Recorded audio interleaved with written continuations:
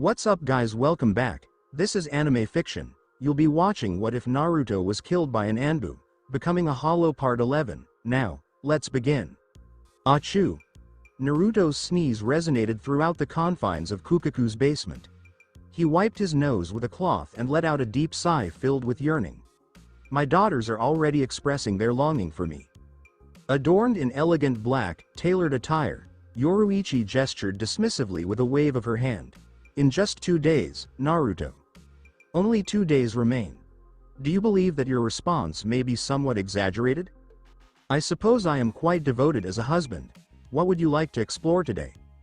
2 days had elapsed since he eliminated Neutra and returned to the Soul Society, a period during which he impressed Yoruichi by demonstrating the Kido spells he had acquired from her.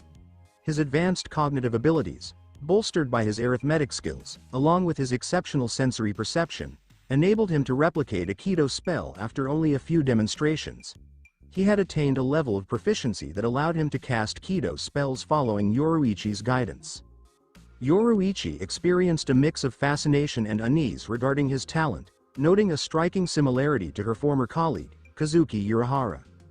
I am interested in acquiring knowledge about the intricacies of sexual intimacy. Please locate an escort service in the area. That is unfortunate. I received a rejection, he stated with a sigh. Understood. I will opt for Shunpo today. Please observe carefully. In an instant, she moved swiftly around the room, a blur of black energy. Her remarkable demonstration of Shunpo had previously granted her the esteemed title of Flash Goddess. With a keen gaze, he scrutinized her rapid movements, perceiving them as though she were racing in slow motion.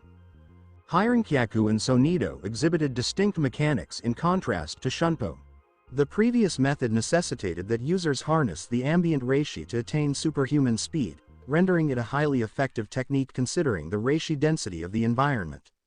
The latter enabled an errand car to propel through the air with a rapid burst of acceleration, reminiscent of a sonic jet.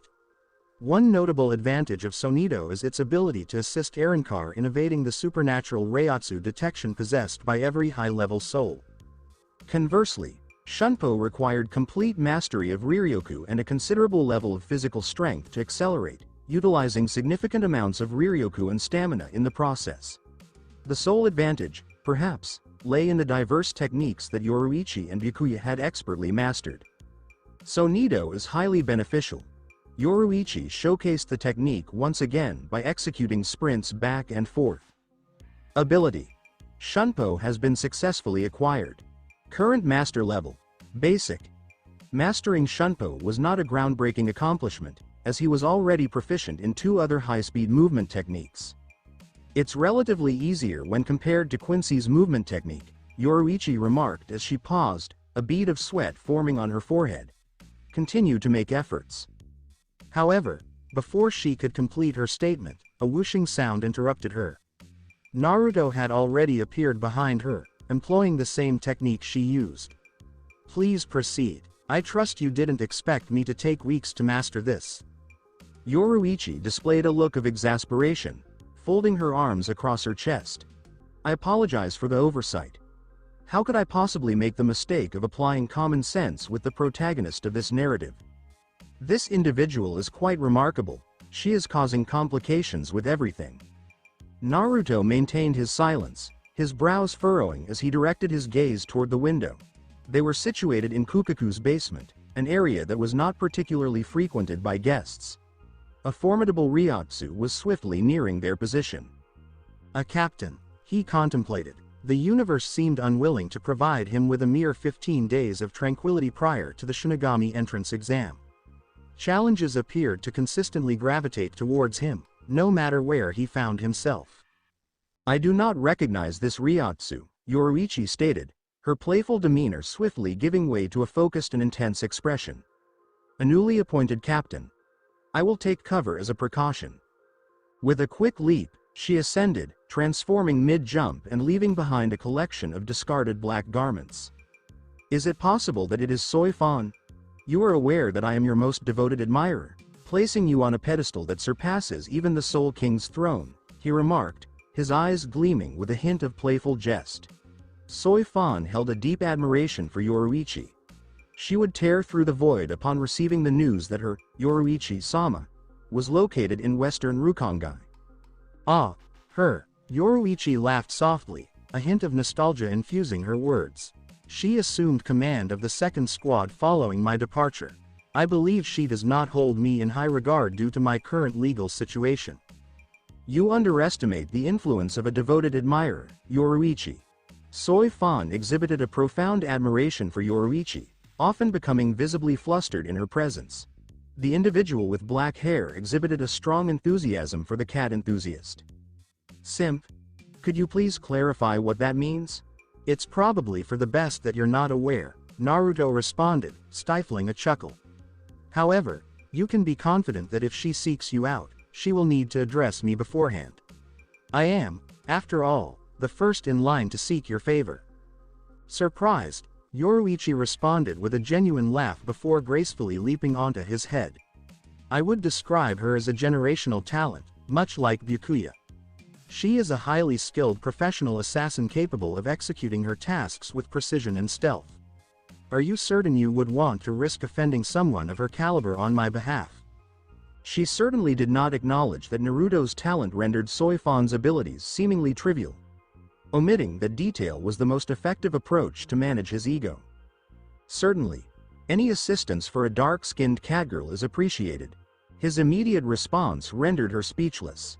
Opening the door to the living room, Naruto paused abruptly. A distinctive scene unfolded before him. Ganju occupied a corner, observing with a composed demeanor. A visitor was seen performing Dagiza before Kukaku amidst the ongoing events. The spirited young woman gazed down at the man, arms crossed, her expression intense. Please, my dear niece. I kindly ask for your understanding on this occasion. I will improve moving forward. Due to his commitments as a Shinigami, Isshin had once more neglected his obligations to his family. It was likely the fourth occasion on which he failed to assist her promptly. Kukaku maintained her stance with arms crossed as she brought her foot down onto his head adorned with spiky black hair. Out. At this moment. Your absence during critical times for your family is concerning. Naruto's eyes widened in realization as he identified the man being subdued beneath Kukaku's foot. Ichigo's father, such a light-hearted individual. As Kukaku moved aside, Isshin appeared, smiling at Naruto as though he had not just experienced embarrassment at the hands of his niece. And who is this distinguished young man, Kukaku? Have you recently found a partner? A noticeable tick appeared on Kukaku's face. Isshin Oji-san, please refrain from making irrelevant comments. He is Naruto, a colleague and a prospective Shinigami. Isshin's expression became more cheerful. You refer to a prospective Shinigami. Are you preparing for the upcoming test? Naruto acknowledged with a nod. What type of assessment is administered to applicants? An assessment of Ryotsu limits and the management of one's Riryoku. It should not pose a challenge for you, Isshin remarked. His eyes narrowed and a smile on his face. Your control appears to be exceptional based on my observations. Even while present in the same room as Naruto, Isshin found it challenging to detect his Ryotsu. While some might perceive his Ryotsu as low, Isshin recognized the significant strength of the individual before him. Naruto displayed a subtle smile. I am indebted to Kukaku. She is an outstanding mentor. Isshin's eyes widened at this revelation, while Kukaku did not contest Naruto's assertion. Ultimately, it was essential for someone other than Yoruichi to receive recognition for his exceptional Riryoku control. It is preferable for her to be the one rather than her brother Ganju or the cat. Without encountering any rejection, Isshin let out a hearty laugh before directing his attention to Ganju. Kukaku and Kaien are prepared, yet her Oji-san remains solitary. You operate independently, Ganju remarked with a chuckle. Managing the 10th division will certainly occupy your time. Isshin rubbed his nose, a glimmer of enthusiasm in his eye. Indeed, that's accurate. I am currently engaged in this role until I identify a suitable successor. He turned to Naruto and crossed his arms. With time, you may develop into a strong candidate. Naruto presented a subtle smile. Unbeknownst to Isshin, his anticipated successor was present in this district, the talented, silver-haired individual. Kukaku and Yoruichi shared a glance of understanding. both gently shaking their heads in unison. Isshin was focusing excessively on long-term prospects. Considering Naruto's capabilities, it is reasonable to expect that he would achieve the Bankai release of his Zanpakuto within a decade. Significantly, he had no intention of joining the 10th squad. Yoruichi's eyes narrowed as she detected an approaching presence. Kukaku exhaled deeply. Oji-san, your vice captain is present as well. Isshin raised his head, displaying an expression of surprise. What is her presence here? I must bring you back to work, Kukaku stated with a casual shrug. The existence of a Shinigami presents significant challenges, does it not? Naruto contemplated to recall the individual who held the position of vice captain under Isshin during that period. The sliding door creaked open, interrupting his train of thought and revealing the current vice captain of the 10th squad. A woman with wavy blonde hair that reached her shoulders entered, her standard Shinigami uniform highlighted by the vice captain's armband secured to the sash around her waist. The manner in which she utilized her Riryoku to adhere her garments to her figure clearly indicated her preference for style over functionality. He had always regarded Haribel as exceptionally attractive, yet Rangaku stood out in a category of her own. As she surveyed the room, Rangaku's focus was quickly captured by Naruto and the black cat resting atop his head. Although he wore simple attire, his wild silver hair and notable features were difficult to overlook. You have a lovely pet. I would treat her exceptionally well if she were my partner. Possessing her own catgirl as a manifestation of her Zanpakuto spirit was insufficient.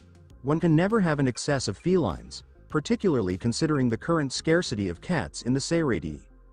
I possess a keen eye for felines, he stated earnestly while gently pulling at Yoruichi's paw. This one is exceptional. Yoruichi emitted a hiss, remaining silent. Rangaku expressed her surprise, drawing attention to her posture. Your voice is exceptionally smooth. I would be pleased to listen to you perform a song or share a lullaby. It is unfortunate that you hail from Rukongai, otherwise, we could have developed a strong friendship. Hello. Which? Isshin let out a powerful roar. Please refrain from attempting to win over Kukaku-chan's partner in her presence. Kukaku delivered a precise strike to the back of Isshin's head. Could you please refrain from that behavior? Rangaku looked at Isshin with fiery eyes. She went right up to him and grabbed him by the collar. Kukaku, can I take this dumbass with me? Nope. Bring him to his office. Isshin yelled in disbelief as Rangaku dragged him down the hallways. Kukaku looked across at Naruto. She has no idea that you don't plan to stay in Rukongai for very long. That's good for her that you won't be joining her squad. Naruto grinned knowingly. We'll see how that goes. There was no rule that said he couldn't charm the vice captain from a different team. He would breach that rule for Rangaku, no matter what. At first, you might not think the blonde is the kind to date, but her sad experience with Jin could influence how people see her. If he does things the correct way, she might be open to more than just being friends with benefits. Here we are, 15 days later. It's finally time. The Rukongai shone with eagerness as the dawn light came in. The sky of Hiwako Mundo is constantly gloomy and blocked off from any light of life, so this is such a big change. These worlds were different in every way. It's quite evident why Central 46 and Gode 13 banned the idea of Hollow having Shinigami powers or the other way around. I can't wait to see the real you as the Prince of Hollows. Nami was humming with enthusiasm. She was just as happy as Naruto to leave Rukongai. Before you say anything, remember that you are the Prince of Hollows. Haribel has formally and honorably taken you in as her son. Naruto just shrugged and said, whatever you say. This morning, he didn't want to fight. He gladly ate his meal while his eyes drifted across to Yoruichi, who was lazily drinking milk from a bowl. He thought it was strange that she turned into a cat only to be free. People who are in charge generally have some strange and interesting features. I feel strong, but I don't really see anything strange about myself. He had his crazy moments, that's for sure, but he mostly thought of himself as just a normal man. You're completely fine the way you are, partner. I pledge that if anything happens to you, I will destroy this whole world, starting with whoever damages you. Naruto felt a shiver go down his back. He couldn't just laugh it off as a joke because she was so passionate about it. There was a terrifying promise in every statement that couldn't be ignored. His Zanpakuto spirit had fully accepted her crazy, yandere side. It's the last day, Ganju stated to attempt to make Naruto feel better and get his mind off of all the insanity in his head. Nei-san. It looks like we won't see him for a long time now. What if we threw him a party to say goodbye? Ganju had grown to enjoy Naruto a lot after a few pleasant sparring rounds, so the parting made him feel both joyful and sad. A few days before, he had asked Naruto to teach him how to fight. He thought it was a good idea, so he went along with it. He showed Ganju a couple Kido spells to make his experience even better. The younger Shiba brother wanted to be a Shinigami, but he wasn't sure about leaving his sister all by herself. Kukaku glanced at Naruto quickly from the side. Over time, she began to like him more and more, and Ganju's idea truly made her think. She thought a departure party was a little much, but she thought a fun surprise for him would be a lovely touch. Will you miss me? Naruto said with a smile that was full of fun. Don't hold back. Today is the last day to let those strong feelings out and tell others what's really on your mind. Regrets may really get you down. Kukaku had really begun to like him, and now she just laughed at his fun flirting instead of becoming mad. He didn't have much time to seduce Kukaku because he was practicing hard with Yoruichi.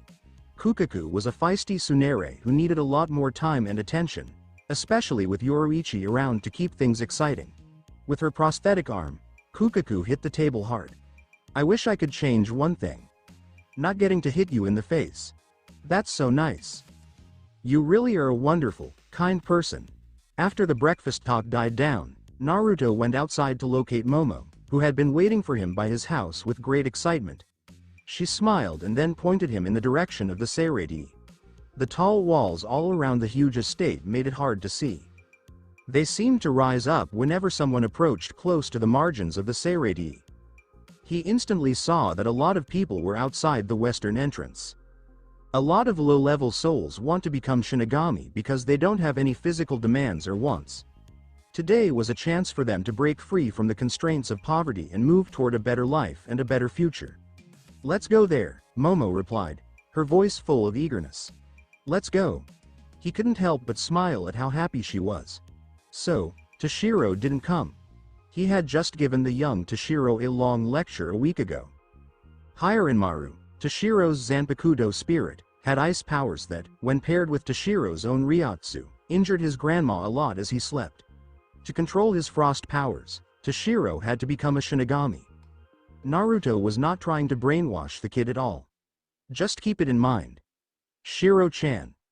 Momo's voice shook, and her face seemed like it was getting darker. I just couldn't find him. That's a little bit of a waste, Yoruichi added. He could have quickly risen to the top of the Shinigami ranks. He waved off Yoruichi's comment and gave Momo's shoulder a reassuring touch. Don't worry, he'll be there. Momo kept looking nervously at Naruto as they walked to the western gate. They both knew what she was worried about but didn't say anything. He'll be here, he murmured again to attempt to calm her down. Don't worry. Momo nodded her head with excitement. I really believe in Naruto-san. She had a slight crush on him, but he was sure he would get over it soon. She seemed very innocent, even though she was over 100 years old. He was deep in meditation when he saw a familiar silver-haired head amid the crowd. He felt a rush of relief wash over him. He had been worried that Toshiro would not come. What chance did he have against Yamamoto if he couldn't win over a kid like Toshiro? Shiro-chan. Momo's voice cut through the noise of the throng, and her arm waved in the air. Come here. When Toshiro heard Momo's words, he turned around and grimaced.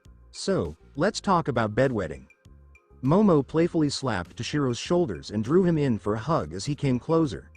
I was very worried about you. Why didn't you just go with me? Toshiro pushed her gently and scratched his cheek in an unpleasant way. He had been busy making a gift for his grandma to say goodbye, but he couldn't find the words until. So, what did you do that kept you so busy?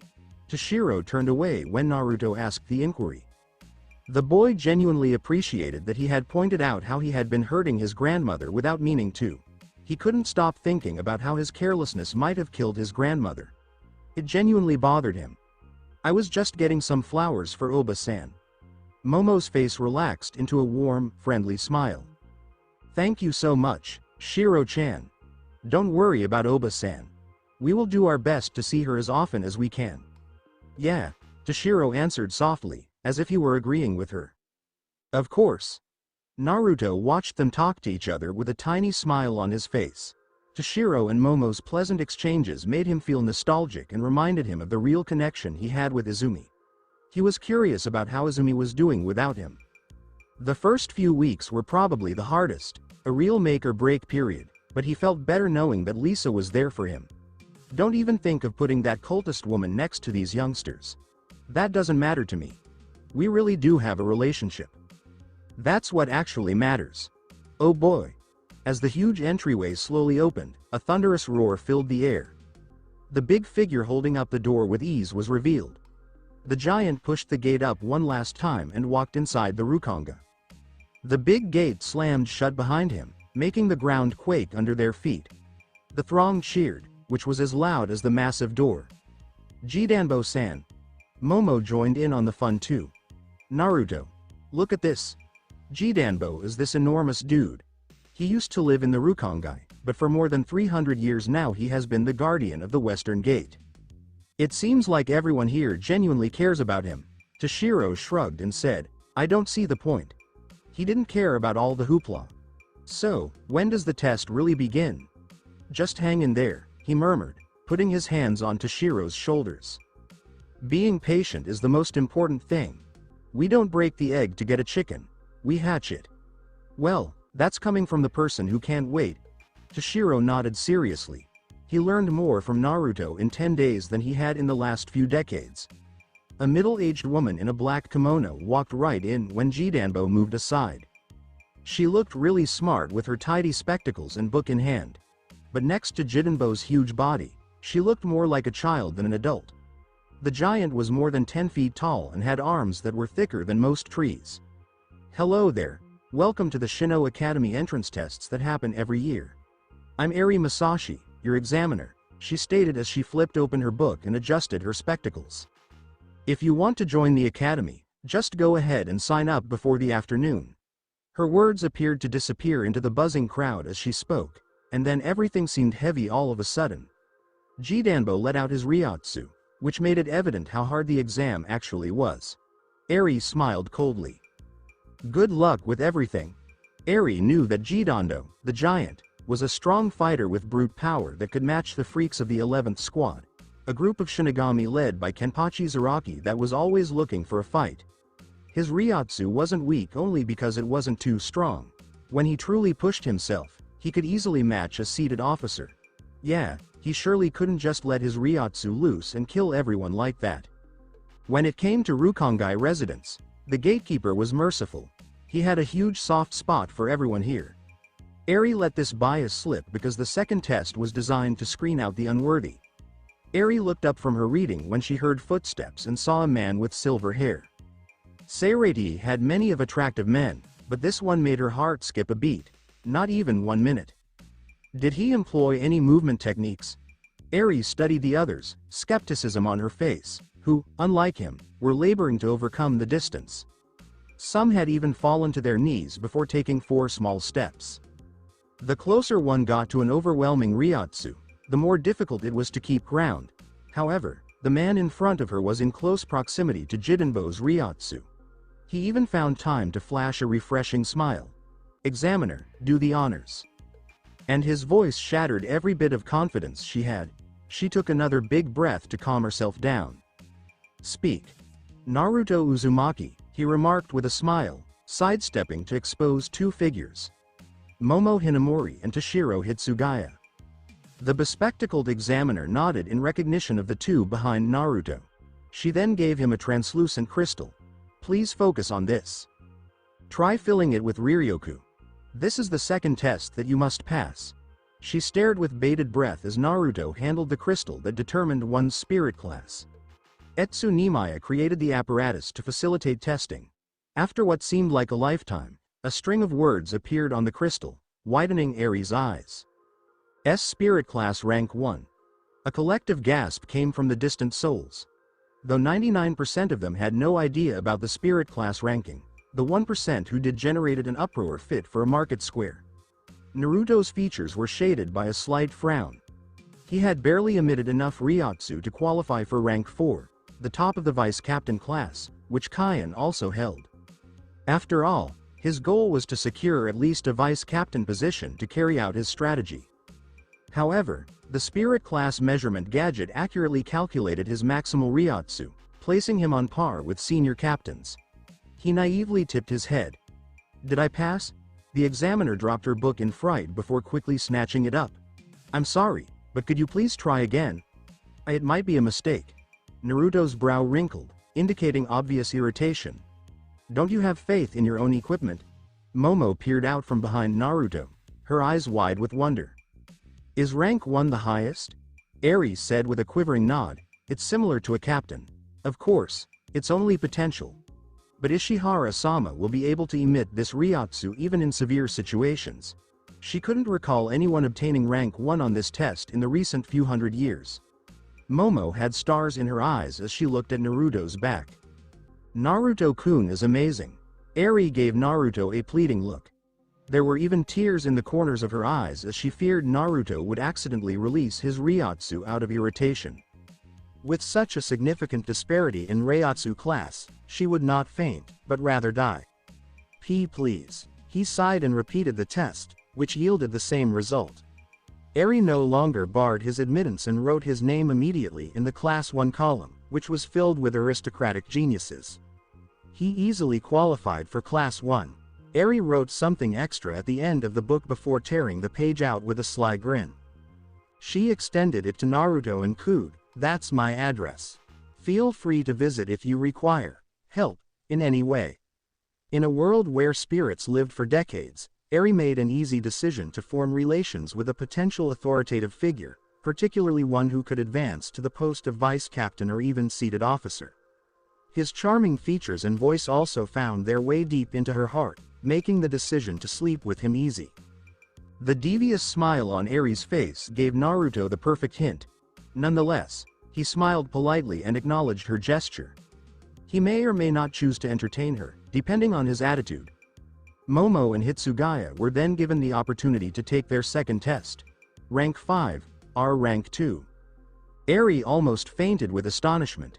She came hunting for souls with spirit class below rank 9, but instead found a bunch of potential monsters. 2 top geniuses and 1 elite talent. When Naruto saw Momo and Toshiro were assigned to the same class as him, he nodded and proceeded to stand on the side. "They both have silver hair, much like Jin Ichimaru-sama. Is it a coincidence? I will dye my hair silver after this."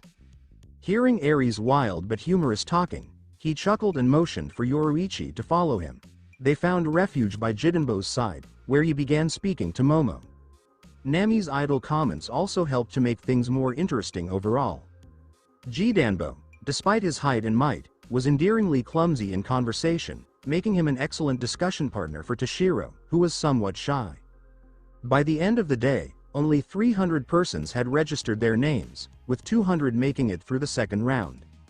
Only 5 made it to the renowned Class 1. The remainder had to go home dejected, leaving Jidanbo with a sad expression. Momo did her best to cheer him up, which took less than a minute. Despite his ability to destroy a dozen hollows with a single swing of his axe, the behemoth was as foolish as a child. Eri spent some time writing more information about each pupil before clearing her mouth. "You did great today, but your adventure is only beginning. Enjoy tonight with your family and loved ones. Tomorrow, a new chapter begins. An instructor will meet you here in the morning and guide you to the Seirei and then to the Shino Academy." As she finished, Eri gave Naruto a cheeky wink before gracefully exiting through the gate. Yoruichi was not even in the mood to respond to his developing relationship with the instructor. He did not even attempt. "Shouldn't I let him seduce Captain Unohana?" Despite her bloody background, Captain Unohana remained a woman. Maybe she'd fall beneath his enticing spell. It was best to let him work his charm on Captain Unohana and then utilize her to alert Captain Commander. With his Kaido skills, he should easily make it into the 4th squad. She felt satisfied after teaching him the branch of Kido that specializes in healing, Kaido. Toshiro blinked and scratched his head. "Hey, I thought they would take us to the Seirei right away." He wouldn't have spent so much time gathering flowers if he knew the instructor would allow them some time. With swollen cheeks, Momo mumbled, It's a compensation for the time we won't be able to spend with Oba-san in the coming months. Naruto stroked their heads. You all know Jidanbo. He'll let you out of the gate without question. Don't corrupt them, Yoruichi replied. Just don't teach them bad stuff. Momo giggled before looking at her fellow district residents and departing with drooping shoulders. I feel sad for them.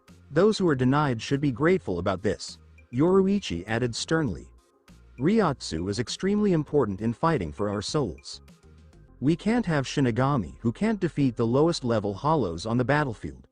Naruto nodded. Yoruichi, which was your spirit class before entering the academy? Rank 2 like Toshiro, she remarked, looking at him. Don't let this go to your head. This is just your potential. To become a vice captain class candidate, you must have hundreds of years of practice and master the Shikai release of your Zanpakuto. To qualify for the captain position, you must also master Bankai release. A high spirit class ranking means nothing on the battlefield. Toshiro listened carefully to her serious instruction. While Naruto taught in a calm and lighthearted manner, Yoruichi took a serious tone, which contrasted with her typically laid-back nature. Toshiro was grateful to both of them for teaching him so many new things. Momo cheerfully exclaimed, Shiro-chan will be a captain, and I'll be his vice captain. Yoruichi released a sigh. Naruto, handle her. My remarks do not get through to her. Naruto chuckled. It is fine. She will learn during her academy time. While he was excited to see her improve, he didn't want to spend the entire 6 years at the academy. His stay in the academy varied according on his mood. As the gang walked towards Toshiro's house for a pleasant stay, the night skies suddenly lit up with fireworks. Dazzling pictures of Naruto's chibi visage and a playful cat dancing flooded the sky. Classic Kukaku, Naruto replied, chuckling. I love her. Yoruichi chuckled heartily. Me too. A single sphere of light flickered on the ceiling, illuminating a huge chamber. A throne-like chair was in the center of the room, with a woman perched on top of it, exuding a powerful aura. She wore raven black twintails down to her shoulders and an eye-patch mask over her left eye, symbolizing her metamorphosis from a hollow to an Arankar. Lolly Ivern was the former number 4 Espada and mistress of King Baragon. Zailaporo and Araniro were the only 2 survivors of Espada.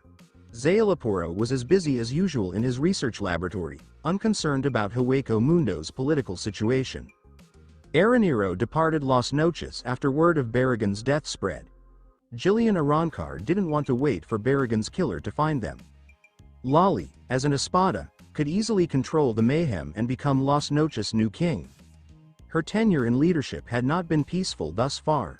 Her single pink eye narrowed as she looked at the group of hollows before her with disdain. 2 Ajukas and at least 2 dozen lesser hollows.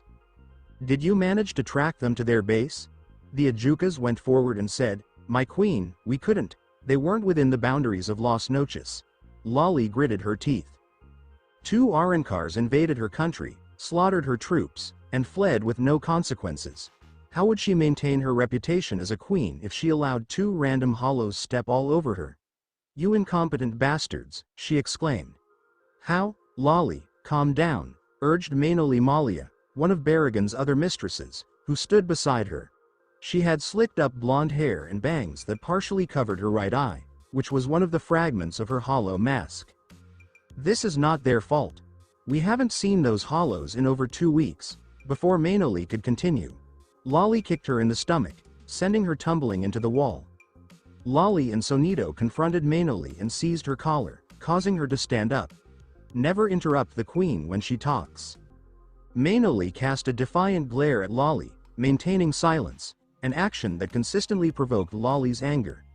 Lolly exclaimed with frustration as she forcefully pushed Mainoli's head against the wall. I will assign those individuals to your responsibility. Take these individuals and ensure I receive results. Indeed, Your Majesty. Mainoli complied and guided the hollows away from the throne room, while Lolly resumed her position of authority in Hueco Mundo. Baragon's death served as a continual reminder for her to manage her arrogance, yet her subordinates consistently incited the more aggressive aspects of her personality. The hollows of Las Noches exhibit a level of intelligence and rudeness that exceeds my expectations. A series of measured claps resonated as Jin Ichimaru entered Lolly's chamber, the ample sleeves of his yukata gently swaying with the breeze. His eyes were closed in that distinctive, mysterious smile, yet they appeared to perceive everything. To be candid, he had not anticipated the waves of civil war to subside so quickly. Moreover, the astute hollow lady seated on the throne distinguished herself from all Ajukas, as she possessed the abilities of both Shinigami and Hollow. She is lacking in strength. Jin experienced disappointment. He anticipated encountering at least a Vasto Lord or a Hollow that had awakened formidable power. Instead, he observed a group of unmotivated individuals lacking ambition and the drive for self-improvement. None of them could be deemed sufficiently worthy to present Aizen as a gift. Aizen-sama would likely find those rebels to be of greater interest. Lolly felt a sudden tightness in her throat as the corner of Jin's lips twisted into a cruel smile. His serene smile evoked a sense of unease, causing her heart to quicken as she instinctively recoiled from the imposing presence of the Shinigami. "May I inquire about your identity? What do you require from me?" she inquired, trepidation evident in her voice. "Nothing. I decided to enter Las Noches," Jin remarked, his smile broadening, and playfully challenged the new ruler. "I am merely a humble queen." "Please," she descended from the throne and offered it to Jin. "You have the potential to ascend as the ruler of Hueco Mundo, Shinigami-sama." She even attempted to allure him by revealing herself, sacrificing her dignity for the sake of survival. However, he grasped her hand, appearing disinterested. "I find that unacceptable," Jin stated, shaking his head. "I seek information. Your contributions are not meeting expectations." Lolly closed her eyes, trembling on the ground. "I kindly request that you refrain from causing me harm." Jin was not a bully. However, he could comprehend the exhilaration that some individuals experienced when overpowering those who were vulnerable. "I will not take your life." Lolly lifted her head, revealing a radiant smile on her tear-streaked face. "Shinigami-sama, you are exceptionally." Jin released a measure of his Ryotsu, causing her to become immobilized. "Provided that you uphold your authority over Hueco Mundo as its sovereign. The quicker Aizen's strategies for Hueco Mundo are completed, the sooner he will initiate his assault on the Soul Society, and the sooner Jin will have the opportunity to drive his Kamishini no Yari through Aizen's heart. He would savor each moment of his calculated revenge against the pain Aizen caused his childhood friend. Let us exercise patience." "Indeed, my companion," his Zanpakuto spirit responded. "Position yourself strategically and take action when your opponent is least prepared. Alternatively, devise a counter-strategy for the anticipated response to my unexpected offensive." Lolly forcefully struck her head against the ground. "I will, Shinigami-sama. I am committed to taking every necessary action to maintain my position of authority. There is no need for concern." Jin let out a deep sigh. He would not need to navigate so many obstacles if he were able to surpass Aizen's strength. The world bestowed upon him remarkable talent, yet it fell short of satisfying his singular ambition for retribution. The unfortunate journey of an individual who selected a route of darkness to safeguard the illumination he valued. Jin neither confirmed nor denied the assertion regarding his Zanpakuto spirit. This hunter is not performing well. Alternatively, the rabbit possesses greater intelligence. Francesca Mila Rose, known for her mischievous nature, was comfortably positioned on a couch, observing a black and white rendition of Looney Tunes on the television. Chiruchi was positioned at the end of the couch, finding it difficult to refrain from correcting Mila Rose. They were compelled to withdraw 2 weeks ago, and now they have no option but to remain within the living world. Mila Rose had no objections. In a brief time frame, she successfully achieved her objective of consuming more than a dozen Jillians and several Ajukas. Her life here was exceptional. The abundance of sushi and a plethora of television shows, all supported by Naruto's financial resources, ensured her satisfaction. The sole absent element in her ideal life was Naruto, who elicited complex emotions within her. Sung Sun and Apache descended the stairs, drawing Haribel's notice. Haribel positioned her arms firmly beneath her chest. "Could you please share your destination?" "To the library," Sung Sun stated with a gentle smile. I will provide Apache with the necessary education to develop her reading and writing skills. We must ensure that she does not bring embarrassment to our family. Sung-sun required just a few hours to achieve proficiency in the modern Japanese language. Apache, however, required over a week to comprehend even basic vocabulary. Apache averted her gaze, choosing not to engage with Haribel. She was still somewhat frustrated about not being able to travel to Hueco Mundo to pursue hollows. The hollow hunter incited a strong reaction within her. She anticipated the moment when Naruto would inform her that the hollow hunter had been eliminated.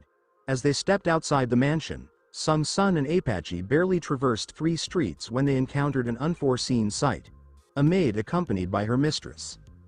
Izumi, Naruto's Quincy older sister, is accompanied by her maid, Lisa. Sung-sun understood the depth of Naruto's feelings for Izumi, while also recognizing his own interest in pursuing a romantic relationship with Lisa, based on their interactions to date. Lisa was among the visored with whom she could easily establish rapport. Where might they be headed? Sung-sun inquired quietly to Apache regarding the circumstances at hand. This does not seem appropriate, Apache stated. It would be best to allow them their space. Furthermore, I prefer that Izumi remains unaware of our presence. Everything will be alright. It is imperative that you refrain from releasing your Ryotsu under any circumstances. Apache reluctantly consented to participate in Sung-sun's surveillance strategy. Izumi and Lisa halted in front of an unusual location. Apache carefully articulated the words displayed on the whiteboard affixed to the building. Karakura's boxing gym. Could you please provide information about this location? Sung-sun observed intently as a robust man escorted Lisa and Izumi into the building. Lisa exhibited an unusual and complex personality, yet she remained a virgin and had not engaged in any intimate relationships. However, observing Lisa and Izumi enter a confined area with another individual prompted her doubts. What if she developed feelings for another individual?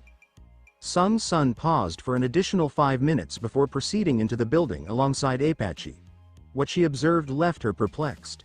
Please proceed, Izumi-sama. Naruto's alleged Quincy older sister was delivering precise left and right hooks to a punching bag. The matriarch of the Ishida clan was dressed in a tank top and shorts, with perspiration glistening on her skin. Her powerful strikes eliminated any doubt. She was utilizing the punching bag as an outlet for her frustration. Izumi's maid consistently offered her unwavering support. Defeat the sandbag thoroughly. Izumi secured the punching bag firmly with her forearms and delivered powerful knee strikes to it. After a brief interval of intense effort, Izumi paused to refresh herself, using a towel to wipe away her perspiration. Her gaze fell upon the 2 intrigued observers, one a native Japanese beauty, the other a striking foreigner. Izumi displayed a refreshing smile. Are you here to engage in boxing practice as well? Lisa directed a skeptical gaze towards Sung-sun and Apache. It seems they are quite enthusiastic admirers of yours, Izumi-sama. Sung-sun chuckled softly. I am not suited for physical confrontations. However, my colleague Apache excels in that area. Apache expressed her exasperation with a roll of her eyes. I am not. She would prefer to engage in combat with Neliel rather than strike an inanimate object. The centaur Ajukas remained in Hueco Mundo, a location where the hollow hunter could pursue her. What are his objectives? The meticulous Naruto she was familiar with would not commit such an obvious error. Neliel's presence in Hueco Mundo must have a purpose, especially considering her companions were relocated to a secure island. Izumi's elevated spirits dissipated the moment she noticed a black car parked outside Ishida Mansion. The origin of her distress was positioned at the entrance alongside her attendants, Akira and Katsumi. He was a man of moderate stature with neatly styled black hair and a pair of rimless glasses adorning his face. Donning a tattered cloak, his solemn demeanor accentuated his introspective presence. 4 months of Quincy training represented a short period for his altered sense of time. Soken-san, Izumi said quietly as he moved closer to the man. Welcome back, Soken acknowledged with a steady demeanor. I have been anticipating your arrival. Izumi tightened her fists while observing Soken's back. Soken-san, I have come to a decision. Soken glanced over his shoulder, a slight frown appearing on his face. Izumi, I believe it is best for us to part ways. The words lingered in the atmosphere, and Soken's gaze remained fixed on her face, analyzing, exploring. He rescued her from a hollow following his exile from Wandenreich.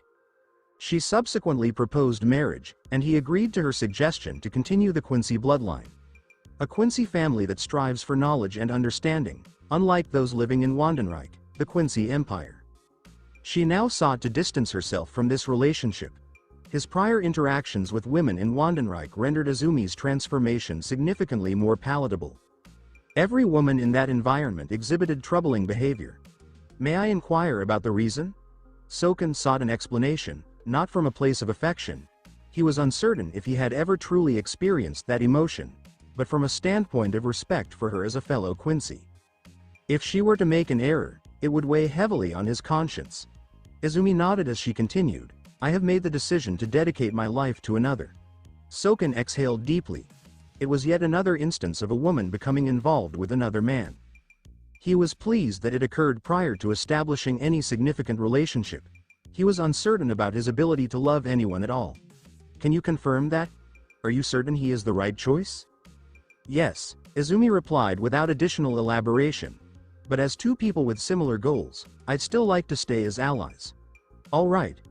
I'll let Akira file for divorce," he said, his tone light. He turned with a knowing expression and made his way to the mansion. Izumi felt a huge weight lifted off of her chest. While waiting for Naruto's return, she could take her time selecting Quincy companions or ladies with powerful spiritual abilities. Lisa adjusted her glasses. Romance novels depicting sensual scenarios could not persuade her that political marriage was total crap. The situation before her simply increased her goodwill toward her love-based relationships. "Izumi-sama, would you still live in this mansion? How would that be appropriate after this?" Izumi shakes her head. "Do not worry about your salary. I can provide funding, but you must be willing to relocate. I own a few stores in Japan." Although the mansion belonged to her, she did not take it from Soken due to respect. After all, Soken had come to Japan empty-handed, while Izumi had worked relentlessly to develop the family business her father left behind. Lisa hesitated. She had already slipped behind her fellow visored throughout training. She wouldn't be able to keep her current battle abilities if she stayed with Izumi. Izumi gave out a sardonic laugh. "Don't worry. I'll buy a place here." Her mind would still be a jumble if Lisa wasn't there to console her. She could not afford to lose Lisa's business at any cost. "That makes things easier," Lisa explained. "However, I'd like to apply for a part-time schedule from now on. I'll gladly accept that condition. You cannot spend your own life while caring for me." We finally have italics in the web novel. It took them a decade to find out the fundamental function, but I'm delighted they included it. Seeing the Seirei from afar and walking through its massive gates was a whole other experience. Momo Hinamori was captivated by the city's grandeur, which contrasted starkly with Rukongai's rustic simplicity. Majestic buildings like giants, with stately arches and gleaming rooftops, give the city a noble aura. The citizens on the streets had nice attire, and their ryotsu was stronger and more severe than 99% of the Rukongai population. The wall that separated them did more than just separate districts. It was a chasm between heaven and earth. Momo's gaze darted about without stopping. "This is stunning. Stop gawking like an idiot," Toshiro chastised, his tone tinged with humiliation and regret. "It's just a fancier version of our village." Momo stared at Toshiro, as if he were the idiot here, not her. Her unwavering stare oddly unnerved him. "This is the paradise we were promised." Naruto poked Yoruichi, who was resting on his head. "But it is reserved for Shinigami. Life is never fair, but the afterlife should be more equal." Yoruichi bit his ear. "Get your head out of religious books." She was not afraid to communicate in her cat shape. The noisy mob of 3 students provided an excellent cover for her. "Complains the motherfucker who hatched with Vasto Lord-level power." Nami's snarky response made him laugh. "Partner, destroy the Seirei after we get power. Life is equally difficult for everyone, sweetheart. Let others be joyful." Nava. Soon, the academy appeared. A large multi-story structure with an architectural style reminiscent of the Seirei. Naruto's group, along with many other new pupils, were led through several corridors. Each hall was responsible for providing uniforms and relaying assigned dormitory numbers to each student. Naruto spotted two surprising faces in a different queue. Rukia and Renji. Rukia seems concentrated and motivated. He remembered her missing both when she first joined the academy. Only after meeting Kyan did she show greater confidence. They were scheduled to join 2 years later. What exactly happened? His mind whirled, connecting the dots. If I had to guess, it's due to the balance disaster in Rukongai. Despite learning the repercussions of Baragon's death, he felt no guilt. His alignment would not be neutral evil if he started crying for random individuals. Possibly. I wonder if the world will force diverse situations to feed her growth? You talk as if the planet were a living organism. World isn't, but fate truly exists, partner, otherwise we wouldn't be together like this. Very silky. Nami giggled. Don't compliment my flirting skills. Do you know what bothers me about Rukia? Kyan. Will he experience the same events after meeting you? In a few years, Kyan's wife would be slain by an abandoned hollow experiment created by Aizen. Kyan would attempt to avenge his wife but would fail against the hollow. Naruto wanted to spare Kyan from his fate, but convincing him was difficult. Miyako was a third-ranking seated officer, while Kyan was the vice captain. They were both aware of the dangers associated with cleansing hollows. Join Kyan's squad instead of the fourth squad, sacrificing their aspirations. No way. I'm becoming a battle healer and courting Hana. Yoruichi rubbed his head, focusing his attention back on the queue. The teacher handed him his uniform, and he rejoined the group. Momo seemed disappointed when he told him the dormitory number. Why can't we all share the same dorm room? It is so unfair. Boys and females' dorms had separate dorm buildings, as if they were high school students. Life is never fair, Toshiro replied, chuckling. I landed in the same dorm room as Naruto-san. It's great. Nobody will bully you with me present. It's not like people even want to bully me, Toshiro mumbled under his breath, drawing a gentle glance from Naruto. We'll be in class 1.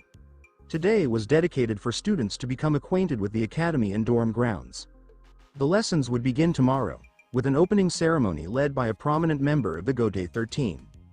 The following morning, sakura petals drifted around in the morning, as if they were following a custom. Students dressed in clean uniforms strolled about the grounds, their blue and red hakama giving brilliant pops of color to the scene. The student uniform was designed to resemble a traditional Shinigami attire, but with blue hakama, trousers, for males and red hakama for female students. Naruto wasn't a lover of traditional clothing, but they were lightweight and comfy. He followed the herd of first-year students into the courtyard, where the opening ceremony was scheduled to take place. His steps faltered when he noticed the little woman on the podium. She had short hair in 2 thin braids wrapped in white fabric. She appeared young, yet her dangerous Ryotsu prevented anyone from saying anything in her presence. The word, "Captain" was clearly printed on her armband. Sheesh. Her Majesty's simp is here. He was not surprised to see Soifan. Each year, a new Gote 13 captain hosts the opening ceremony. Soifan, captain of the 2nd squad and commander of Onmitsukido, took up this year's task. To be honest, he would have chosen Hana or Yukitaki in this position. Soifan may detect her dear Yoruichi-sama and raise a tremendous fuss. Wanna say hi? Nope. Yoruichi responded quickly, relaxing against his shoulder. Hey. Look at her acting tough now. She used to chase me like a little baby. Say it to her face, coward. I'm not failing my mission. Soifan, who was looking for suitable assassin candidates, suddenly got goosebumps. Looking across the crowd, she spotted a black cat with dazzling golden eyes perched on a student's shoulder. The cat's eyes reminded her of something familiar, eliciting a deep, visceral reaction that made her blood boil. She narrowed her eyes at the white-haired man, who smiled back at her. It was a grin meant to tease others. A grin that brought back memories of the most loved and loathed person in her life. Without saying anything, both the pet and its master made her nervous. She could almost feel the delicious crunch of her fist against the smiling face. She gestured at him, causing the students around him to move away and pick him out. You have the black cat. Do you see anything funny? He looked around before pointing to his face. Me? His voice sparked interest among the kids. Soifan also became bewildered for a second. Why were you grinning like a fool? He touched the back of his skull. Smiling isn't a sin, is it? Even though he was in the presence of a captain, he lacked respect and etiquette. Soifan did not expect absolute reverence, but basic decency was the least a pupil could expect. It was more than simply a study institution. It served as a furnace for future Gote 13 soldiers. Discipline was not an option, it was mandatory. His carefree demeanor reminded her of the banished Shinigami, Kazuki Urahara, whom she would gladly murder. Soifan's hand tightened involuntarily. There is a time and place for everything, she murmured, beckoning him with her finger. Come over here. The entire group of students stared at him with sympathy. To insult a seated officer was to risk one's destiny. To affront a captain was to dance with death itself. And he was no average captain. This was the master assassin that ruled over the stealth force on Mitsukido and Second Squad. Naruto's response was not normal. He let Yoruichi drop down before proceeding through the route created by students dividing, a carefree bounce in his step as if he weren't on his way to execution. He jumped up to the podium and stood a few meters away from Soifan. What can I do for you? This opening ceremony will be a little different, Soifan explained as she turned to the pupils.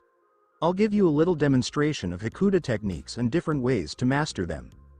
Soifan chose to misuse her power for the very first time.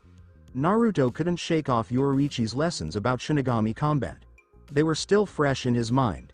Shinigami have 4 basic fighting techniques they use.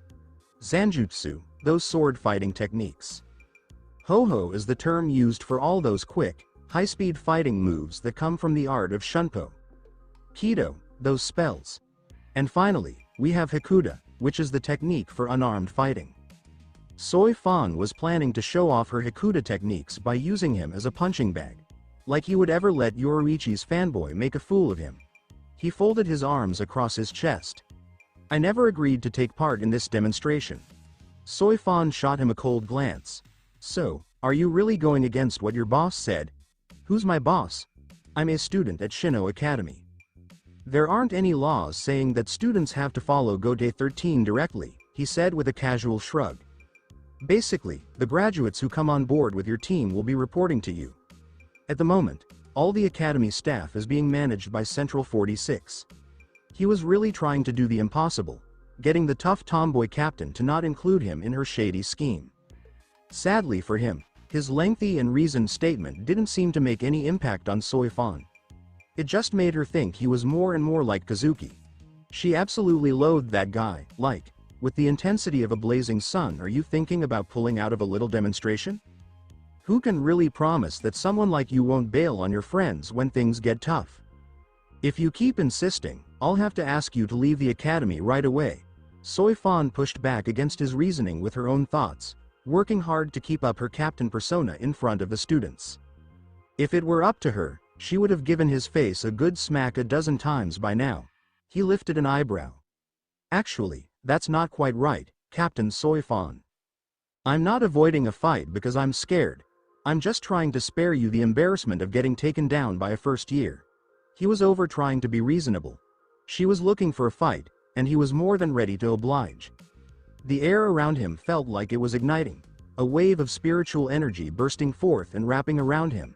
The executive militia had him pinned down with their Ryotsu. Soifan had her own personal team that focused on unarmed and stealthy combat skills. To Soifan's surprise, he didn't even bat an eye. She figured out he wasn't your average guy the instant she picked up on his controlled Ryotsu. It's pretty amazing that a first-year student could easily fend off the combined Ryotsu of her punishment force. That's just miraculous. So, was he from a noble clan, or was he actually a spy sneaking into the Gote 13 for some shady plan? Soifan couldn't figure out who he was. Naruto popped his knuckles. Let's go. It seems like the opening ceremony is being delayed for no good reason. Soifan's hand reached up to her left shoulder, her fingers gripping the fabric of her Captain Haori, and with one smooth motion, she tossed it aside. Wearing a black sleeveless uniform, she showed off her strong physique, every curve and angle shaped for peak combat performance. She gently ran her fingers over the black armbands that covered most of her arms before getting into a fighting stance. Embrace the journey I'm about to create on your skin. Then she rushed at him, her leg moving so fast it looked like a blur as she aimed a kick right at his face. He casually deflected it with his left forearm and quickly followed up with a fierce strike aimed at her ribs. Stuck up there with no way to steer herself, she had to rely on Shunpo to make a quick getaway. Not a bad reaction time, she said, giving a reluctant nod, her gray eyes shining with a hint of mischief. Let's do it again. She launched a whirlwind of kicks and punches at him, pushing him right onto the defensive. It was like her body was a blur, with her fists and feet coming at you from every direction. She was fierce, almost like a little devil, even going for a kick right between his legs. She had that same style and intensity as Yoruichi, with whom he had sparred for 15 days. He also had the chance to battle some of the toughest captains, like the Visored. Taking on Soi Fan wasn't really a big deal for him now. Soi Fan's eyes grew wide as she focused on her attack. Even though she gave it her all, he matched her intensity blow for blow, his blocks and counterattacks moving with a smoothness she'd expect from someone seasoned, not a newbie at Shino Academy. He moved with such precision and confidence, it took her back to the predecessor she still looks up to even now. Yoruichi-sama. Even though she was feeling a bit nostalgic, they were throwing a whirlwind of attacks at each other, each one coming at her like a quick flash.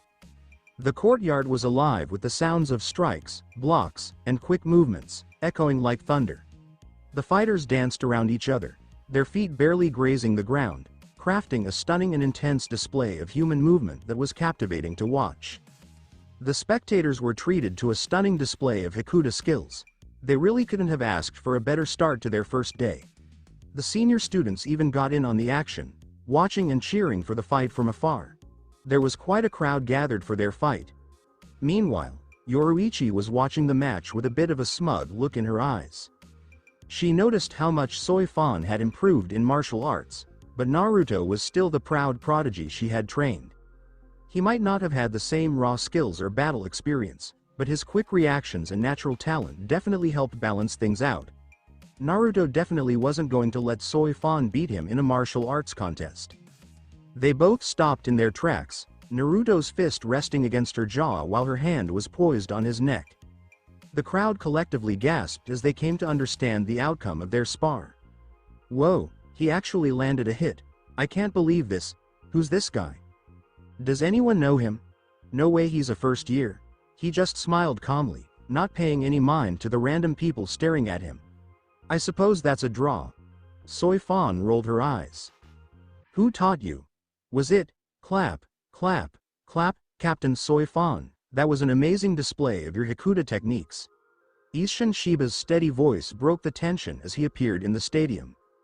In a flash, he wrapped his arm around Naruto's shoulder, playfully pulling him into a headlock that felt more like a warm hug than anything else. Looks like you just couldn't help but stir things up on your first day. He showed up to protect Naruto from any stuck-up nobles thinking they could cause trouble, but instead, he found the young protege going head-to-head with Soi Fan. He's pretty much like Kukaku. Naruto wriggled free from the headlock and quickly adjusted his hair. I was just hanging out in the crowd over there. She was the one who started it. He threw Soi Fan under the bus. She really got the blame for everything. Captain Shiba, Soi Fan said, glancing back and forth between the two men, her expression a mix of suspicion and dawning understanding. How do you know each other? A friend of the family. That was a close call. He's just like my own kid. Soi Fan let out a sigh and looked over at Naruto. My bad, I messed that up. I kind of pushed you into this, but Captain Shiba never let on that you were keeping a generational talent like him under wraps. With his Hikuda techniques, he could step in as my successor. She quickly adjusted her approach after realizing Naruto was linked to another captain. Isshin chuckled at Soi Fan's idea of bringing Naruto into her squad. Get off. He's going to be the one who takes over after me. Naruto just shook his head. Let's get started with the opening ceremony. Isn't it about time we stopped putting this off? Yeah, Captain Yama is going to give me an earful tomorrow. Soi Fan quickly called her team together to deal with the extras who had shown up in the courtyard. What came next was a straightforward speech about how the students were being treated like soldiers. They really had to put in the effort to sharpen their skills if they wanted to get into the Gotei 13. Sure, Naruto was definitely more curious about why Isshin showed up. I just wanted to swing by and show you some support. Isshin definitely had more going on than he showed, but he still appreciated the thought behind it. The key members of the Shiba clan ended up becoming his allies. It wasn't exactly the plan he had in mind, but he was more than happy to have them on his side. After that, Soy Fan sent everyone on their way to their homerooms. Isshin gave him a huge hug before heading out. "I'm here to help. What do you need assistance with today?" Yoruichi started walking alongside Naruto as they made their way to their classroom. "You had the chance to beat her. We should probably avoid making your fangirl cry in front of the kids." Soy Fan seemed to lose her motivation to keep fighting halfway through the battle, maybe because she noticed him fighting in a way that reminded her of Yoruichi. He really didn't find the idea of treating her this way appealing at all. Bragging about wins feels good only when the other side really put in their best effort and still came up short, or when they were outsmarted. That's a solid point. Yoruichi looked back at Momo and Toshiro, who were quietly trailing behind her. They're just like real kids. He could figure out why they looked so sad. They just stood there, frozen, watching him get bullied by a captain, even though they really wanted to step in and help. "No way!" Momo shouted. "It's just that we really wanted to help Naruto-san, but we weren't able to. We're just being a bit cowardly." He spun around and playfully messed up their hair. "Wow. Don't worry, everything's going to be okay. Your opponent was definitely out of your league," Yoruichi said with a nod. "Think of this memory as a little nudge about your weakness. Make the most of it to push your boundaries and grow stronger." Momo's eyes sparkled with determination. "I'm not going to let that happen again." Toshiro just nodded heavily, even though he was just as determined as Momo. Naruto felt pretty good about how his spontaneous fight with Soy Fan turned out. Getting people talking about his strength was a surefire way to get into the Gotei 13, even if it meant catching the eye of Aizen and others like him. "I'm still a bit annoyed that you didn't win against her. We should avoid turning her into an enemy." Soy Fan had been training hard in her martial arts and Shunko ever since Yoruichi left her life. She really put her heart into honing her craft to step out of Yoruichi's shadow. She definitely would have lost her mind after getting beaten by a first-year student. As soon as Naruto stepped into the classroom, everyone looked at him with a mix of wariness and a touch of admiration. He was really curious about the classroom itself. It was a high school classroom, but it had this cool ancient Japanese style. It felt more spacious and was filled with lots of seats and chairs. The student body consisted predominantly of nobles. However, none exhibited any ostentation in his presence. In addition to his personal strengths, he received support from a captain, and the second squad captain also expressed a clear interest in him. Underestimating him would be a significant error. The students demonstrated a high level of respect towards Momo and Toshiro. Momo effortlessly made friends, while Toshiro appeared flustered, his thoughts becoming disoriented in the presence of friendliness. Who permitted this student to enter Class 1? Exceptions were consistently present. Naruto's gaze sharpened as it focused on a figure that exuded a rebellious aura, characterized by a striking crimson ponytail. Renji Aburai, whose body language clearly conveyed a palpable disdain for Toshiro. Momo attempted to step in, but Naruto restrained her. "He is capable of managing it." Momo resigned and stepped back, assuming the role of an observer alongside him. Toshiro paused briefly to tilt his head and direct a stern gaze at Renji. "Are you lacking understanding? Souls do not undergo physical aging in the same manner as humans. I am aware, you know. Your age does not absolve you of childish behavior." "Is this regarding a toddler?" Toshiro expressed his disdain with a scoff. "You are approximately half a meter taller than I am. Your instructor is present. I will address this matter with you at a later time." Uninformed individual. The bald homeroom teacher entered with a commanding presence, firmly placing a stack of books on his table. He donned striking glasses that enhanced his keen presence. "Welcome to an important milestone in your academic journey, students. My name is Gengaro Onibara, and I serve as the homeroom teacher for the first-year students in Class 1. His introduction elicited complete silence in the classroom. Is there anyone present who can provide insight into the primary responsibility of a Shinigami? Momo promptly raised her hand. Safeguarding humanity from hollows through the purification process using a Zanpakuto. Cleansing hollows is essential for the protection of humanity, indeed. However, there is an aspect of greater significance to a Shinigami, Gengaro remarked, his attention shifting towards Naruto. Your presence at the opening ceremony was truly remarkable, Ishihara-san. Naruto rose to his feet and let out a light chuckle. Concealing genuine brilliance is akin to trying to obscure the sun with a cloud. It inevitably radiates through. Gengaro expressed amusement. That is an excellent point. The Gote 13 will have high expectations for you moving forward. Regarding our current inquiry, could you provide insight into the primary responsibility of a Shinigami? Oversight of the balance. In the absence of a harmonious equilibrium between realms, all will inevitably fall into disarray. Cleansing hollows served merely as a technique to attain the aforementioned balance. Ultimately, in the absence of balance, all realms would become distorted and merge into one another, ultimately resulting in a singular entity. Gengaro acknowledged his response with a nod of approval. Understood. The equilibrium between the realms is the Shinigami's highest priority. He surveyed the faces in front of him, taking a moment to consider each one, before directing his attention to the chalkboard to illustrate a diagram. Zankansoki. Zan pertains to techniques utilized in sword fighting. Ken pertains to techniques of unarmed combat. So pertains to movement techniques, while Ki denotes Kido. To attain the status of a Shinigami, it is essential to thoroughly understand all the techniques outlined in Zankansoki. The proficiency a student demonstrates in these techniques significantly influences their future within the Gote 13. It is essential to refine your skills if you aspire to join the Gote 13 or any of the specialized divisions. Put in the necessary effort, and you will successfully navigate the entrance test.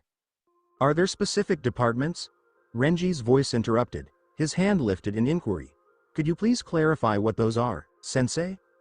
Certain divisions within the Gote 13 are designated for Shinigami possessing particular areas of expertise. Consider the second squad. It necessitates a high level of proficiency in Ho-Oh and Hikuda from its Shinigami members. To join the fourth squad, it is essential to possess skills in Kido and Kaido, as these are vital for delivering effective healing. Naruto elevated his hand. Can one be a member of two squads simultaneously?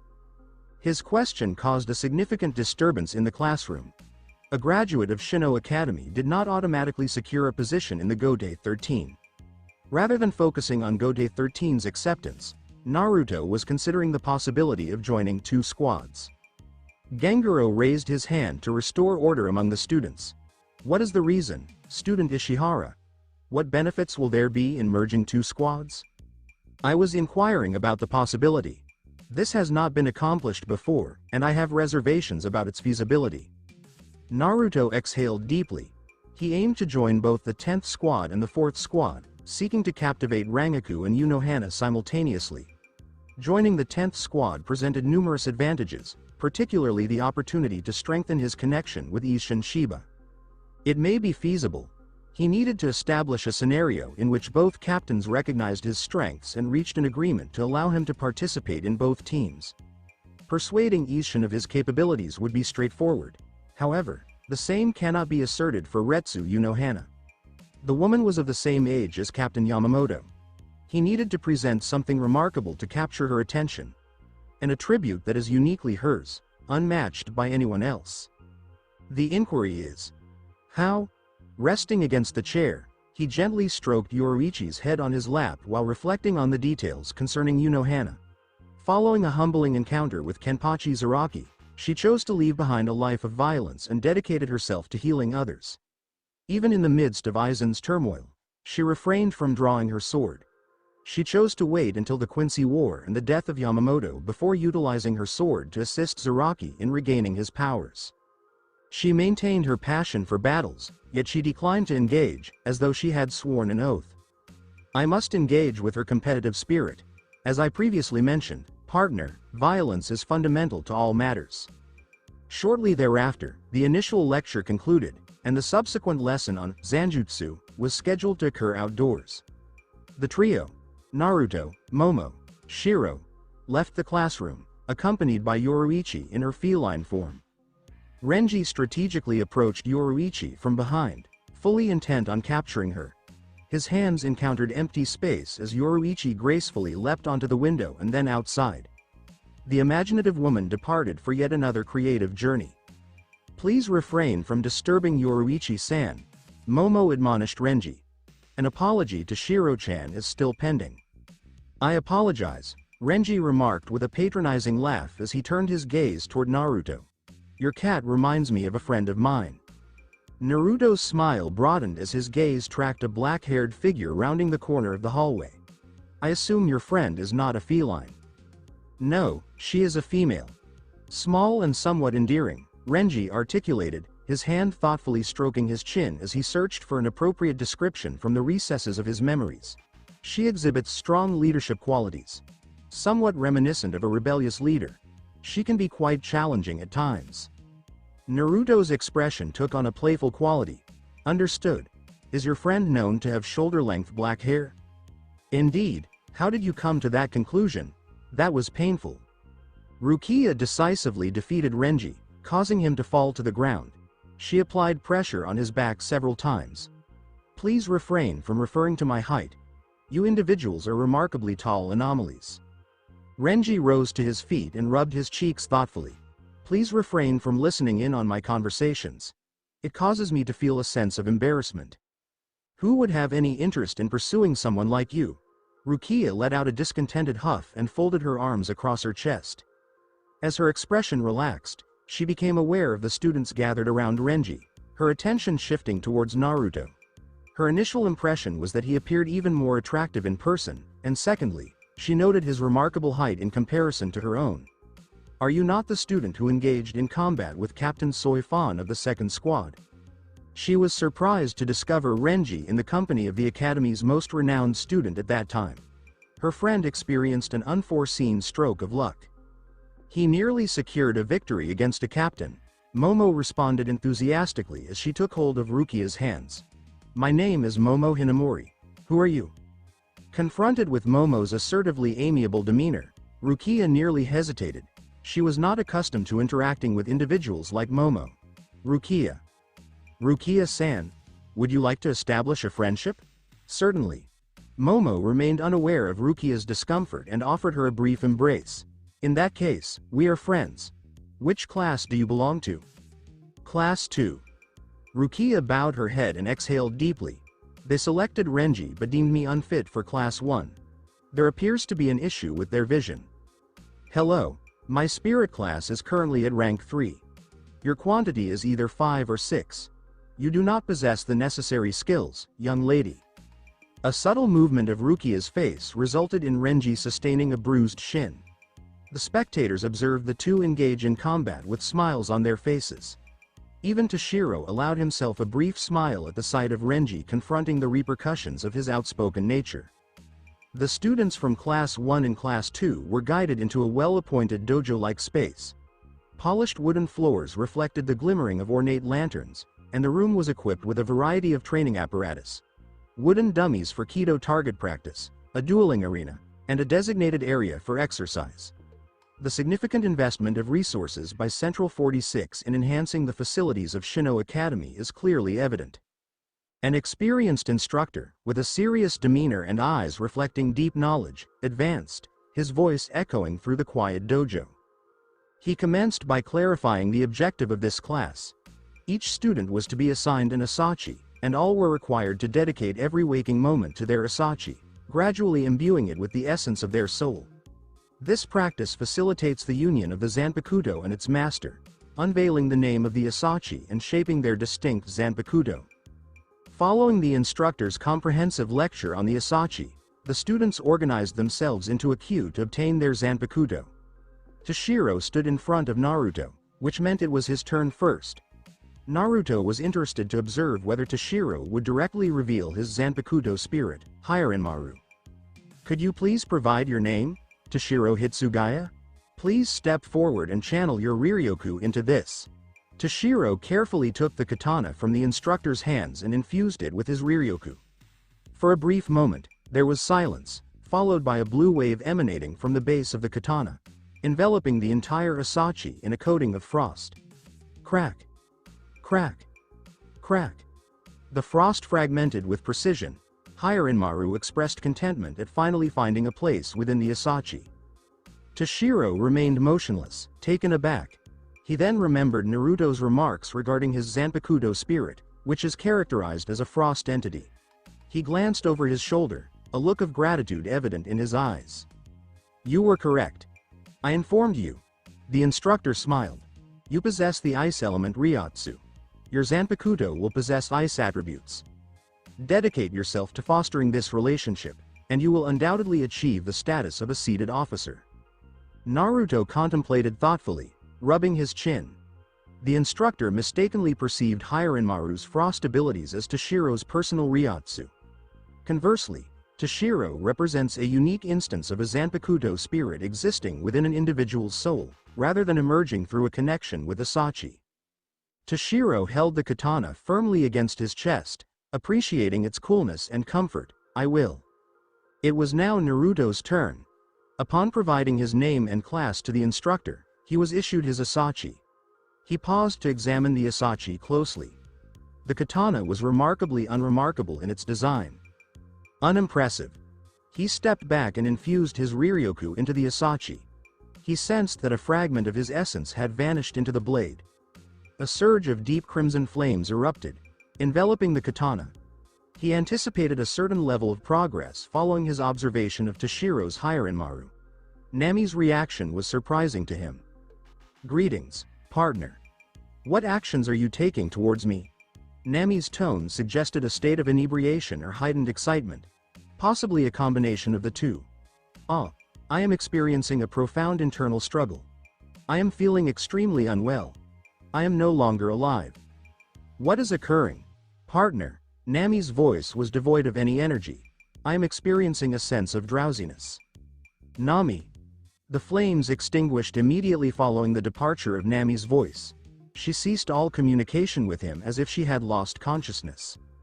What was that? The instructor stood up and approached to assess his Asachi.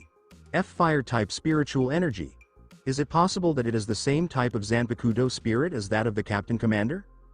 Despite the instructor's intense demeanor, Naruto focused on the katana, noting the subtle alteration in its design. A carmine red bead was set into the hilt of the weapon. The bead bore a resemblance to those found on Nami in her phoenix form. Naruto contemplated, scratching his head thoughtfully. I share your confusion, sensei. Interesting. The nature of our Zanpakuto remains enigmatic, the instructor remarked with a nod. Ensure the proper maintenance of your Asachi. It will acknowledge your sincerity. Naruto acknowledged and stepped away from the queue. All efforts to reach Nami were unsuccessful. She remained consistent with her final remarks regarding falling asleep.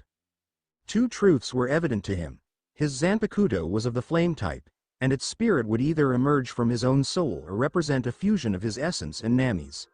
He offered a silent prayer for the former. Having one overly devoted individual in his life was sufficient. He did not require an additional yandere to add to the complexities. Unfortunately, that is not ideal. I may have inadvertently caused an unfavorable outcome. I'm here to help. What would you like to talk about today? Isshin's heavy footsteps echoed in the 10th Squad's barracks as he made his way back to his office, clearly feeling the weight of exhaustion. He flopped down into his chair with a big sigh, his body really craving some comfort. Rangaku, could you grab me some tea? I'm really thankful to you for everything. Rangaku got up from her seat and gave him a good tap on the head with her knuckle. I'm not here to serve you. Sure thing. My head is just pounding right now. I'm not really used to getting up early. He looked like he was really hurting, but Rangaku just stood there without moving an inch. Isshin just dropped down, face first onto his table. Could you please? With her resolve finally wavering, Rangaku let out a sigh, her expression softening. She stepped out of the office for a bit and came back a few minutes later, carrying a tray with 2 steaming cups of tea. Wow, that smells amazing. Isshin sat up, his eyes bright and full of life, completely forgetting the pain he had just felt. Can you give me that? Rangaku proudly puffed out her chest while serving the tea, her eyes sparkling with satisfaction. I know it's a bit of a hassle, but I have to say, I'm pretty good at it. She learned the art of brewing by watching Izan Katetsu and Naneo Eyes, the tea brewing experts at the Shinigami Women's Association. She had really sharpened her skills through careful observation. She plopped down on the couch over there on the side. What went down out there? Did that guy make it through the entrance exam? It was pretty clear that Rangaku was talking about Naruto, especially since Isshin had made the effort to check out the outcome. She had curiosity written all over her face. As he sipped his tea, a satisfied hum escaped Isshin's lips, and he raised an eyebrow in curiosity. What's with the sudden worry about his results? Rangaku just shrugged. Nothing at all. I was thinking it might be a good idea for him to kick off a singing club in the Shinigami Association. It would be such a shame for his voice to just go to waste in Rukongai. Having spent a lot of time exploring the other world for clothes and fashion, she couldn't help but notice that the Seirei was pretty lacking when it came to entertainment. They put out a bulletin with some fun stories every couple of years, and that was pretty much it. Naruto's voice could really kick off a whole new wave in the industry. It seems like Rangaku was really aiming to grab the spotlight for the revolution and cash in big time. Isshin waved his hand like it was no big deal. Let's get rid of those awful clubs. I'm going to train Naruto to become the next captain. Rangaku's eyes went wide. According to the hierarchy, I should be the next captain. You're not really putting in the effort, are you? You're ditching your responsibilities to hit the bars, and you still haven't unlocked your Bankai for your Zanpakuto. Your experience is what truly makes you captain material. Isshin's voice was straightforward, his words striking Rangaku like arrows aimed right at her. With a heavy sigh, she flopped down onto the couch, her thoughts all jumbled up. She was able to fix the first two issues, but that tricky Bankai release kept bothering her like a riddle she just couldn't crack. Sadly, you had to have Bankai release to become a captain. Hineka, why can't I just make you appear? To help a Zanpakuto evolve, it was important to bring its spirit into the physical world and subjugate them. Rangaku always struggled with the first part of the process, materialization. I'm not sure, Hineka said from her inner world. It seems like there's some room for improvement in your skills. It's due to your age. I'm still young, you know. Rangaku leaned back, folding her arms behind her head with a sigh. She easily communicated with her Zanpakuto spirit and had plenty of Ryotsu to be considered a vice captain. With her talent, she should breeze through the Bankai release without any issues. It felt like the universe was a bit jealous of what she could achieve with another evolution of her Zanpakuto. I really don't feel like dealing with this. She fidgeted a bit before finally glancing over at Isshin. Captain. I'm feeling like having a drink all of a sudden. Make the changes without me. I'm here to help. What do you need assistance with today? In another corner, in the softly lit second squad barracks, Soi Fan was sitting in a lotus position, lost in meditation, her mind troubled by her recent defeat. She could feel it all, the techniques, the style, and the flow of combat. Everything about her opponent was resonating in her mind. Did her predecessor train a student before or after she was exiled? So, did she just decide to train him on a whim? Or was there something more going on behind the scenes? She really wanted some answers. Come on, enough with the delusions, her Zanpakuto spirit, Suzumaki, said, her voice laced with a hint of sarcasm. Stop idolizing that boring noble girl. Look for a genuine guy. As always, Suzumaki had some sharp words about her admiration for Yoruichi Shiwan. The guy you fought would be a good fit for your squad. Bring him on board and help him grow into your partner. You've got to be kidding me. For the next hour, she completely brushed off Suzumaki and had one of her guys watch Naruto's activities around the academy. There was nothing unethical about what she did for a living. She wasn't even stalking a first-year student who had no bad intentions towards her. In a cozy, traditional room, there was a stunning woman with beautiful black hair. At first glance, you might see her as the perfect picture of graceful beauty, and you'd never guess she's actually the most notorious criminal in the Soul Society's history. Yachiru Unohana, now fully embracing her new identity as Retsu Unohana, had done a great job of hiding the shadows of her past. Her braids cleverly concealed the one mark that hinted at her history. Today, she wasn't in her 4th squad barracks, instead, she was in a conference room. The space was decorated with a paper banner that hung from the ceiling, proudly announcing in fancy script, Shinigami Women's Association.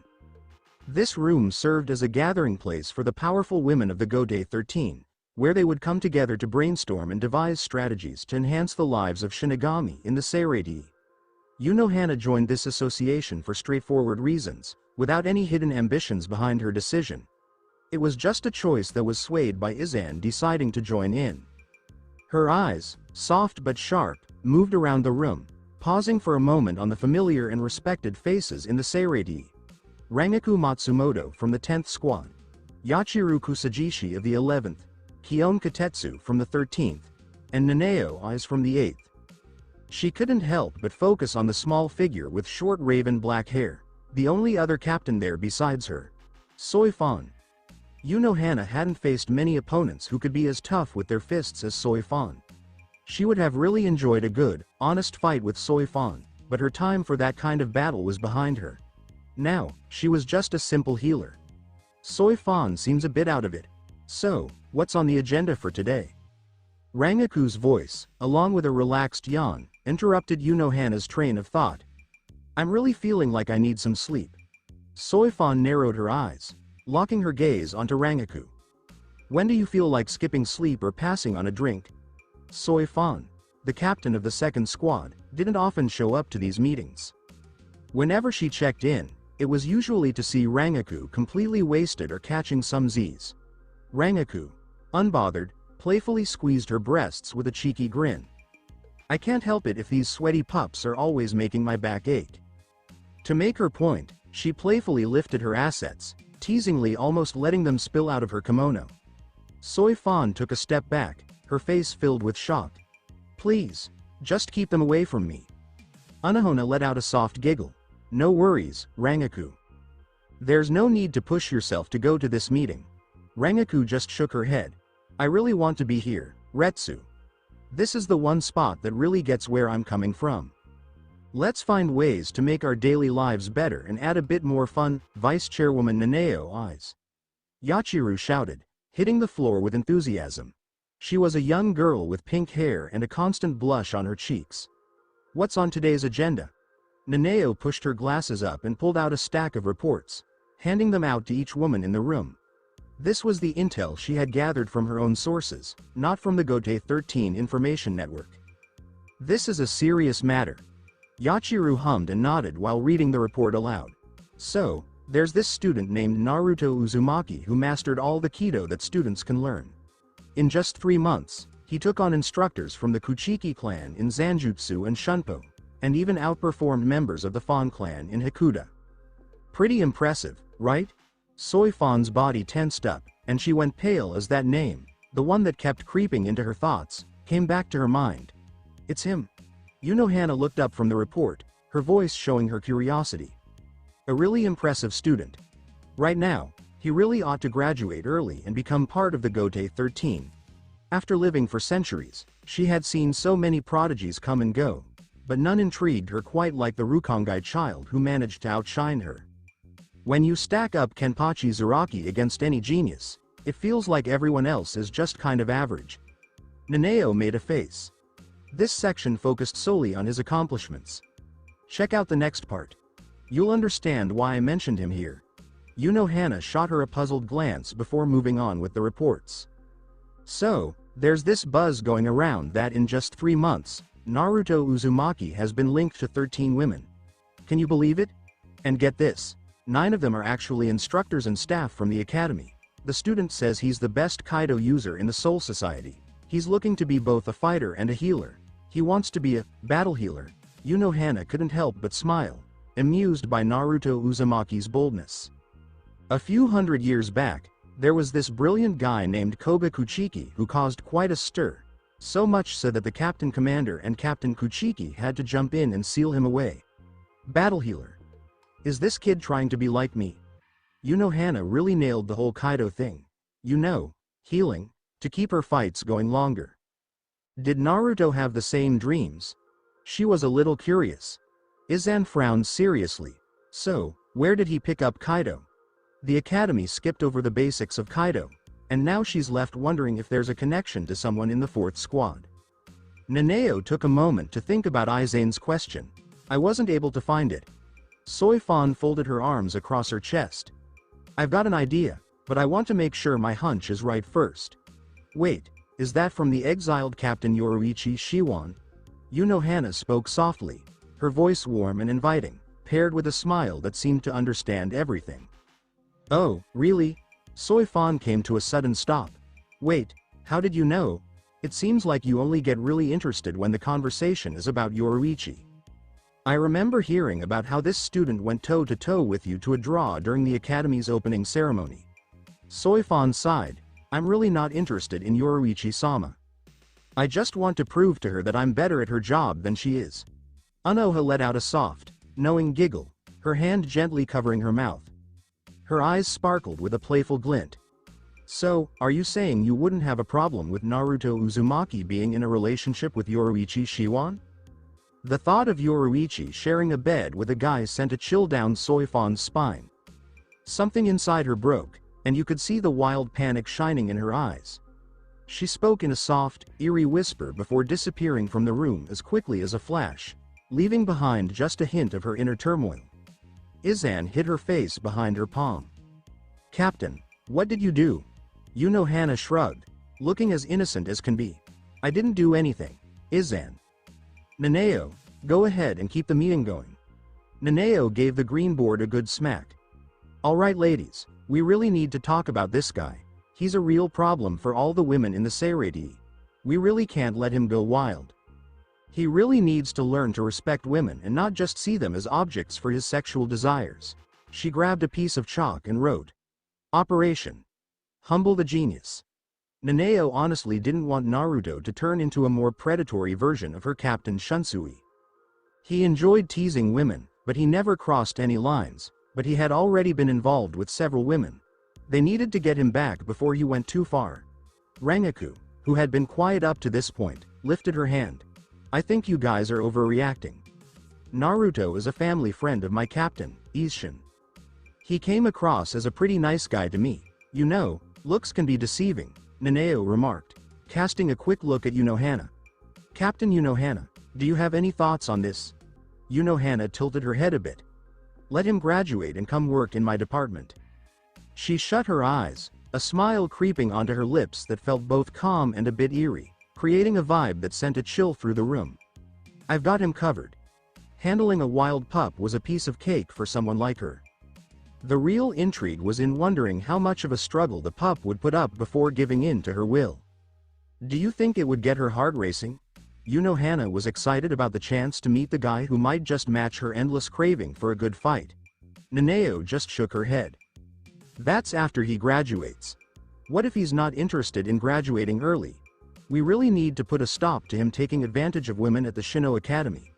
Exploit is a bit of a stretch, Nanao, Rangaku said. He's not making the students or teachers sleep with him. They're doing it because they want to. Who are we to step in and mess with their lives? Rangaku couldn't help but speak up about Nanao's wild accusations against her up-and-coming superstar. Nanao paused for a moment, lost in thought. I think he's using his amazing voice to charm women. She hadn't heard it herself, but all the buzz suggested that Naruto's voice was super soothing and charming to the ladies. The most mysterious thing about the infamous playboy of Shino Academy was definitely intriguing. Rangaku lifted her eyebrows in surprise. He has a nice voice, but I wouldn't say it's anything out of this world. Izan tilted her head, a spark of curiosity dancing in her eyes. Captain, would it be alright if I meet the battle healer before his graduation? Sure, you can, Hana said with a smile.